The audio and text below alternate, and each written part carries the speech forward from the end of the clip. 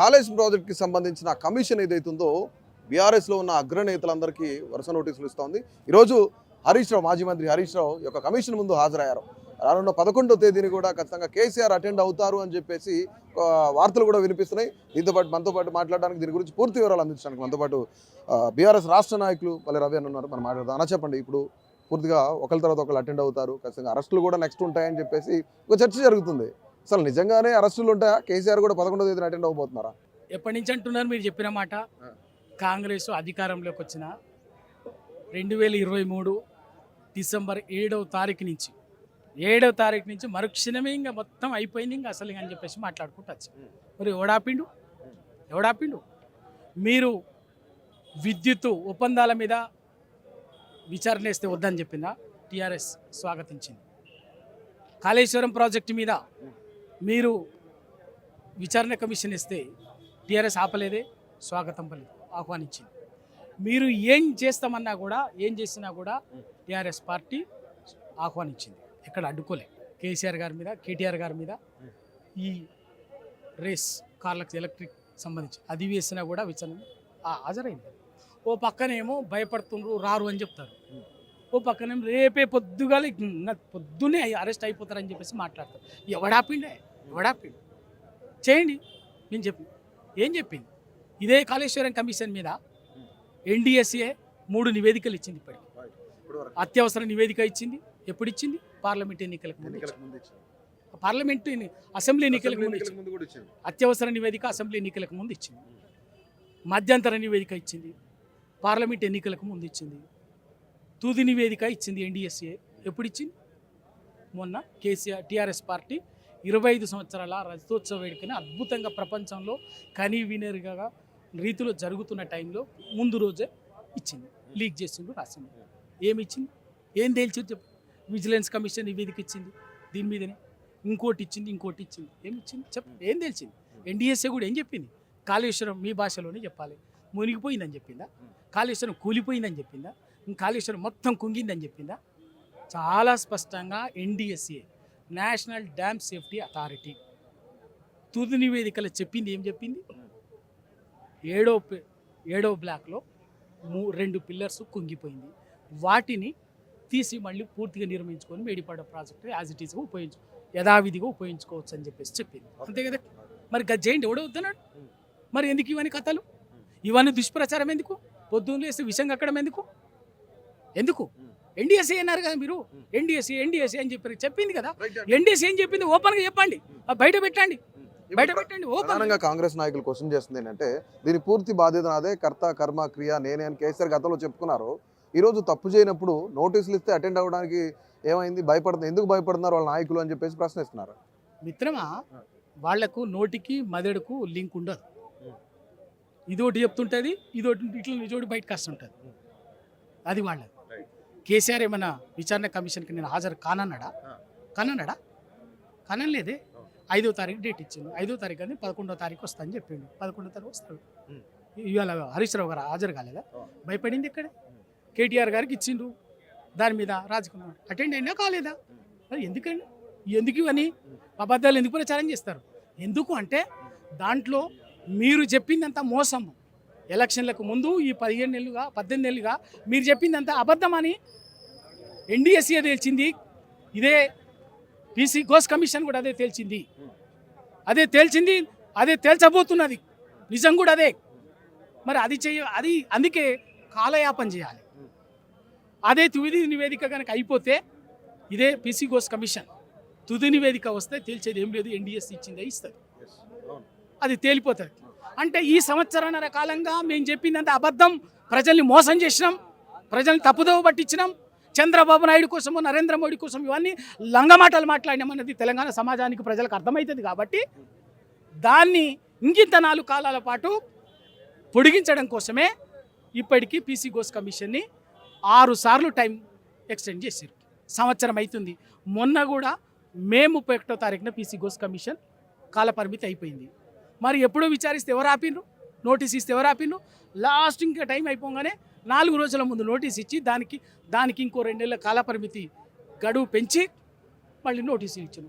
హాజరు కాలేదని చెప్పలేదు. ఇవ్వండి. నిజంగా ఇప్పుడు కాళేశ్వరము పనికి రాదని ఎవడన్నా చెప్పిండా? కాళేశ్వరం అనేది పనికి రాదని ఎవడని చెప్పిండా? మీరు చెప్పిన భాషలోనే చెప్తానా. మేడిగడ్డ ఒక్కటి, కాళేశ్వరం అంటే ఒక మేడిగడ్డ కాదు. కాళేశ్వరం అంటే ఒక మేడిగడ్డ కాదు. కాళేశ్వరం అంటే మేడిగడ్డ, సుందిల్ల, అన్నారం 3 బ్యారేజీలు, 15 రిజర్వాయర్లు, కొండపోచమ్మ సాగరు, రంగనాయక సాగరు, అన్నపూర్ణ సాగరు, మన మల్లన్న సాగరు, ఇట్లా 15 బస్వాపూర్ రిజర్వాయరు. నిన్నగాక మొన్న ముఖ్యమంత్రి గారు శంకుస్థాపన చేసిండు గొప్పగా. అది కూడా గంధమల రిజర్వాయర్ కూడా ఈ కాళేశ్వరం ప్రాజెక్టులో భాగమే. ఇవన్నీ ఇది ఒక్కటే కాదు కదా మరి. అవన్నీ నుండి ఒక్క సమస్య వచ్చింది ఎక్కడ? ఇవన్నీ ఇంటాక్టివ్ అదే విధంగా పనిచేస్తున్నాయి, మంచిగా బ్రహ్మాండంగా పనిచేస్తున్నాయి ఇవన్నీ. రాష్ట్రంలో చూస్తున్న రాజకీయ పరిస్థితుల్లో ఏమనిపిస్తుంది మీకు? అంటే ముఖ్యంగా ఒకళ్ళ తర్వాత ఒకరికి నోటీసులు ఇస్తున్నారు. ఈరోజు ఫోన్ ట్యాపింగ్ కేసులో ప్రభాకర్ రావు కూడా ఇండియాకి రావడం, ఆయనకి విచారణ హాజరవుతారని చెప్పడం, ఇవన్నీ చూస్తుంటే ఎట్లా అనిపిస్తుంది? మిత్రమా, ఎవరి పని వాళ్ళు చేసుకుంటారు. ఇప్పుడు ప్రభాకర్ రావు గారు హాజరవుతున్నారు, దానికి దీనికి ఏం సంబంధం? ఇక్కడ రాజకీయంగా ఇక్కడ జరుగుతున్నటువంటిది ప్రతీకార రాజకీయాలు. తెలంగాణ రాజకీయాలని, తెలంగాణ అస్తిత్వాన్ని, తెలంగాణ ఆనవాళ్ళని, తెలంగాణ ప్రజలు 6 దశాబ్దాలు కొట్లాడి తన్లాడి త్యాగాలు చేసి సాధించుకున్నటువంటి రాష్ట్రాన్ని విచ్ఛిన్నం చేయటము, విఫల రాష్ట్రంగా మార్చటమే ఈ రేవంత్ రెడ్డి గారి ప్రయోజనం. ఎందుకంటే ఆయన తెలంగాణ ఉద్యమం ప్రజలంతా రాజకీయాలకు అతీతంగా సబ్బన్న వర్గాలలో రోడ్డెక్కి పోరాటం చేస్తుంటే ఉద్యమకారుల మీదకి తుపాకీ పెట్టుకుని ఉరికిన ఆయన చంద్రబాబు నాయుడుకు రక్షణ కవచంగా పోయిన ఆయన. అది సమాజం అందరికీ తెలుసు. నేను కొత్తగా నేను చెప్పాల్సిన అవసరం లేదు, అందరికీ తెలుసు. చివరి నిమిషం వరకు రాష్ట్రాన్ని అడ్డుకున్నటువంటి వాళ్ళు ఏమైంది అడ్డుకోలేకపోయినారు. ఇవాళ తెలంగాణ అడ్డుకోలేకపోగా తెలంగాణ ఇవాళ దేశంలో విద్యుత్ రంగంలో నెంబర్ 1గా మిగిలింది, వ్యవసాయ ఉత్పత్తుల్లో నెంబర్ 1గా మిగిలింది, మత్స్య మత్స్య సంపదలో ఇవాళ అద్భుతంగా, ఏ రంగం తీసుకున్నా కూడా సాఫ్ట్వేర్లో అద్భుతంగా అగ్రగామిగా నిలబడింది. ఏ రంగంలో తీసుకున్నా కూడా తెలంగాణ ఊహించని ప్రగతి పథంలో, అభ్యుదయ పథంలో పోతున్నది. దాన్ని అడ్డుకోవటం కోసం, మోకాళ్ళు అడ్డుకోవడం కోసమే చేస్తున్నటువంటి పని. రైట్. అంటే చివరిగా ఒక మాట చెప్పండి. గతంలో ఎన్నికల దగ్గర నుంచి, ఓటమి పాలైన దగ్గర నుంచి బీఆర్ఎస్కి బ్యాడ్ టైం నడుస్తుంది. వాళ్ళ కార్యకర్తలందరూ కూడా కుంగిపోతున్నారు. ఎందుకంటే మనం చూస్తున్నాం, రీసెంట్గా 2 ఎమ్మెల్యేలు చనిపోయారు, ఎమ్మెల్యే కూడా చనిపోయారు, మదన్లాల్ గారు చనిపోయారు, గోపీనాథ్ గారు చనిపోయారు. వీళ్ళతో పాటు అంటే కొంత ఉత్సాహం తగ్గింది, చాలా బాధలో ఉన్నారు బీఆర్ఎస్ నాయకులు అంటున్నారు. ఏమన్నా మళ్ళీ బౌన్స్ బ్యాక్ అయ్యే అవకాశం ఉందా అసలు? తీరా చూస్తే ఇక్కడేమో హరీష్ రావు గారు రేపు ఎల్లుండో మళ్ళీ కేసీఆర్ గారు కూడా అటెండ్ అవుతున్నారు. ఏమైనా బౌన్స్ బ్యాక్ అయ్యే ఛాన్స్ ఉందా, లేదంటే ఇట్లనే? మీరు ఉత్సాహం తగ్గింది టీఆర్ఎస్లో మీకు అర్థమైంది. ఎందుకంటే మీరు కూడా కాంగ్రెస్లో మైండ్ సెట్, లంగ మాటలు, అబద్ధ మాటలు విని మహిళకి ఎక్కి మీరు ఆ మైండ్ ఫ్రేమ్కి వచ్చేసింది.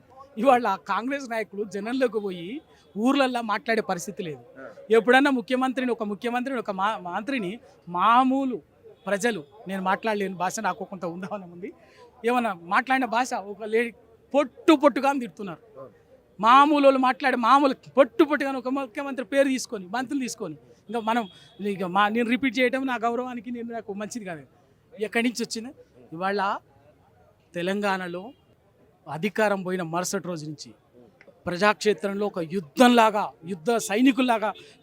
సైనికుడు ఎట్లుంటాడో సైనికుల్లాగా నిలబడి కొట్లాడుతున్నది ఒక బీఆర్ఎస్ పార్టీ. ఎందుకు అంటే ప్రజలకు 420 హామీలు ఇచ్చి ఒక్క హామీని కూడా సంపూర్ణంగా నెరవేర్చకుండా లంగ మాటలతోటి కాలయాపన చేస్తున్నటువంటి వీళ్ళు నెరవేర్చకపోగా లగచర్ల పేరు మీద, మూసి ప్రక్షాళన పేరు మీద, హైడ్రా పేరు మీద, నిన్నటికి నిన్న జోగులాంబ గద్వాల జిల్లాలో పెద్ద ధన్వాడ దగ్గర ఇథనాల్ ఫ్యాక్టరీ పేరు మీద రైతులు, దివాల్పూర్, ఆదిలాబాద్, నల్లగొండ, భువనగిరి భువనగిరి జిల్లా రామన్నపేట దగ్గర ఆదాని కోసం సిమెంట్ ఫ్యాక్టరీ కోసం భూసేకరణ ఇవన్నీ చేసి ప్రజల ఉసురు పోసుకొని రాత్రే ప్రజల మీదకి బుల్డోజర్లు తీసుకుపోతుంటే ఆ బుల్డోజర్లకు వ్యతిరేకంగా ప్రజల పక్షాన ప్రజల కోసం నిలబడినటువంటి పార్టీ ఏది? టీఆర్ఎస్ కాదా? కేటీఆర్ గారు కదా? హరీష్ రావు గారు కదా? మేం కాదా? టీఆర్ఎస్ పార్టీ అలా యుద్ధం లెక్క చేస్తుంది. మీరు ఎక్కడో నిరాశపడో ఇంకేదో ఉంటే ఇవాళ వాళ్ళు మేము కాంగ్రెస్ అని చెప్పేసి మళ్ళీ ఇప్పుడు ఏంటంటే మూసివేసుకొని యువ వికాసం పేరు మీద, ఈ పేరు మీద ప్రజలకు ఆశ పెట్టి మళ్ళీ ఒకసారి పోవచ్చు అని గర్జిస్తున్నారు తప్ప ఇవాళ తెలంగాణలో టీఆర్ఎస్ కార్యకర్తలు ఒక సైనికుల్లాగా సమరోత్సాహంతో అద్భుతం ఉద్యమ కాలంలో ఏ విధంగా ధైర్యంగా నిలబడి కొట్లాడినో ఇవాళ అట్లా ఉన్నారు. ఇవాళ ఈడు చూసింది కదా ఎందుకు భయపడుతున్నారు? రేపు చూస్తారు కేసీఆర్ గారు వచ్చిన రోజు ఇంకా వాళ్ళు టీఆర్ఎస్ కార్యకర్తలు నిరుత్సాహంతో ఉన్నారా, ఉత్సాహంతో ఉన్నారా, ఏ విధంగా ఉన్నారో మీరు ఎల్లుండే కదా, ఇవాళ ఒక్కరోజే కదా వాళ్ళు చూసారు కదా. అందరిని అక్కడ ఆపినాం మేమే, భవన్ దగ్గరనే వేల మందిని వద్దు ఇక్కడ ఇబ్బంది ఉంటుంది వద్దని చెప్పేసి ఆపినాం. ఇంక మరి వాళ్ళు మీకు ఏమైనా అద్దాలు ఇచ్చిరా, లెన్సులు పెట్టిరా? టీఆర్ఎస్ కార్యకర్తలు నిరుత్సాహంగా ఉందని ఏమీ లేదు, సమరోత్సాహంతో ఉన్నారు. వాళ్ళ ఏది జరిగినా కూడా టీఆర్ఎస్ నీ ఇలా తెలంగాణ క్షేత్రంలో ఏ పార్టీ ఢీకొనే శక్తి లేదు, తట్టుకునే శక్తి లేదు. బరాబర్గా ఉద్యమ కాలంలో ఏ విధంగా సమరోత్సాహంతో ఉన్నామో పనిచేస్తున్నాము, రాష్ట్రాన్ని సాధించినాము, అన్ని పార్టీల మెడలు వంచి సాధించినాము. ఇవాళ కూడా అదే సమరోత్సాహంతో టీఆర్ఎస్ పార్టీ సైనికులు పనిచేస్తున్నారు బరాబర్. ఇంకేమీ లేదు. ఇంకా చెప్పాలంటే సంవత్సర కాలంగా గ్రామ పంచాయతీల కాలం అయిపోయింది. మండల పరిషత్తులో పదవి కాలం, పాలక మండల పరిషత్తు, జిల్లా పరిషత్తుల పాలక మండల పదవి కాలం అయిపోయింది. ఎన్నికలు పెట్టడానికి ఉత్పడుతున్నది. ఎందుకు పెడతలేరు? పెట్టండి. ఎందుకంటే ప్రజలు చీపుర్లు కట్టుకొని ఊర్లల్లో ఇళ్లలోకి రానికంటే తరుముతారని భయపడి ఈ కాంగ్రెస్ నాయకులు పనిచేస్తున్నారు. వాళ్ళు భయపడుతున్నారు. మేము బాజాప్తా కాలర్ ఎగురేసుకొని యుద్ధక్షేత్రంలో సైనికుల్లాగా పనిచేస్తాను. మా కార్యకర్తలు భయపడేలేదు.